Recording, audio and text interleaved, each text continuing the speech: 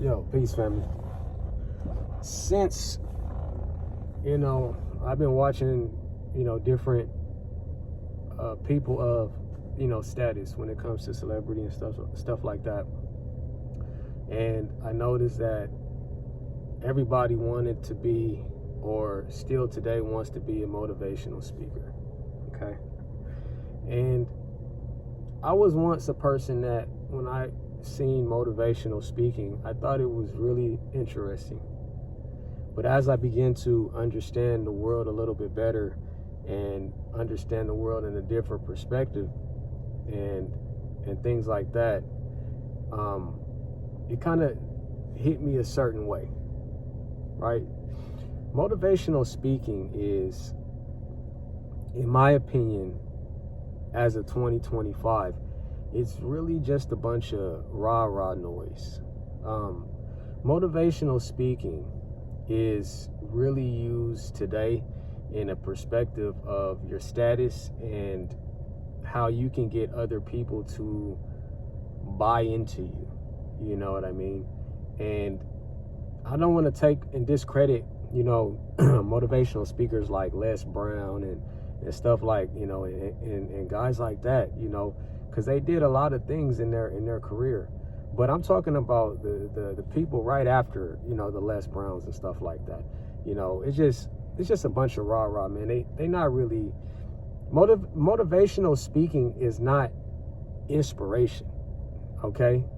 And you will not necessarily get inspired to the point where you actually change a specific situation unless you decide that you want to do that. Unless you decide that you've seen what you've seen and that enough is enough. There's not somebody that's just going to stand up there and just motivate you and speak to you in a way for you to just start to change things. Because the motivational speaking only lasts for so long. And I say it's a bunch of rah-rah noise because a lot of these guys today in the motivational speaking world, they just want you to buy into the things that they have, right? And let me pick out a motivational speaker in specific, right? And this guy name is Wallow. Wallow speaks, right? Wallow is a cool dude, and he's from Philadelphia. Some of you guys may know him, and others may not, and he is a reformed guy, through the prison system. And, at the same time, he turned into a motivational speaker and stuff like that, because I told you that motivational speaking could,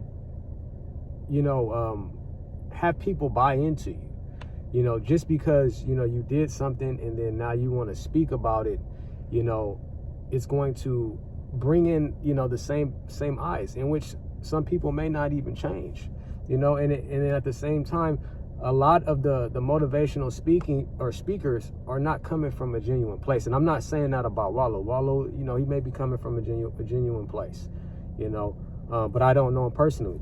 And, Jordan Belfort, the dude that cheated everybody on Wall Street, he decided to do motivational speaking, right? And that's the same thing. You're coming back from a reform. You've done some things that you weren't supposed to do, and now all of a sudden people are supposed to buy into you. But that's the motivational speakers today, and they keep talking and talking and talking and talking, and you're supposed to buy into it and then start buying their programs and then come to their events and stuff like that. And then at the same time, they're not getting ready to change anybody. Like I said, you have to be inspired within yourself to have seen that enough is enough. You know what I'm saying?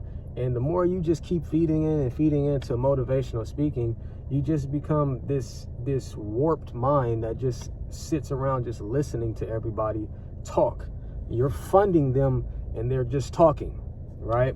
Now, what I was talking about with Wallow is that I had to disagree with, the things that he said. You know what I'm saying? Like, it's like, and then you get to a certain point where you're motivational speaking. Now you think you just want to just say whatever, And I remember him saying, it was a clip on one of the other social media platforms with him saying that, that the black culture should not support black business. And he said that, and I don't want to distort it. I want to explain to you in the perspective on what he was saying. He was saying it in perspective as if the black business isn't a clean business, or if it's something that's underground. That's how I was perceiving his information. So he was saying that the black culture shouldn't support black business if the business is dirty.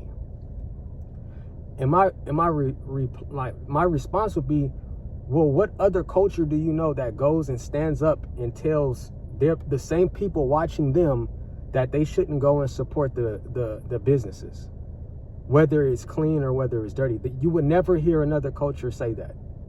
They would never say that.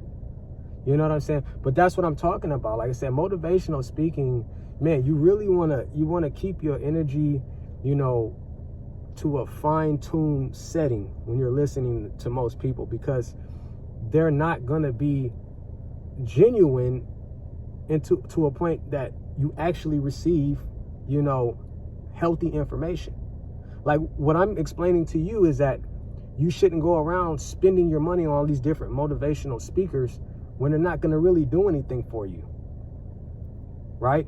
So it's like they have you under a spell. It's almost the same as like a preacher from church. It's almost the same thing. Once you get attached to them, now you become attached to everything that they say, right? And it's the same thing. So what I'm saying is that in order for you guys to change certain situations, man, it's really going to come from within. And like I said, it's the situation where you've seen enough is enough. It's not going to take another man to tell you, or another woman to tell you that, oh, you need to get up off your ass, or you need to do that.